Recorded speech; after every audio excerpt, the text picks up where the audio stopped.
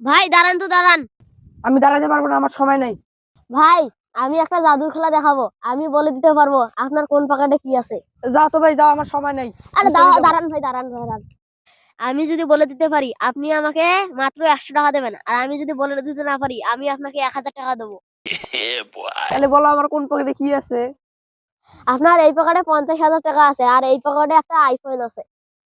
আরে এই পকেটে আইফোন নাই, আইটেল আছে। আর এই পকেটে 50,000 টাকা নেই, 500 টাকা আছে। এখন আমার 1,000 টাকা আমাকে দিয়ে দাও। এখন সবকিছু দিয়ে দে। দে সবকিছু দিয়ে দে।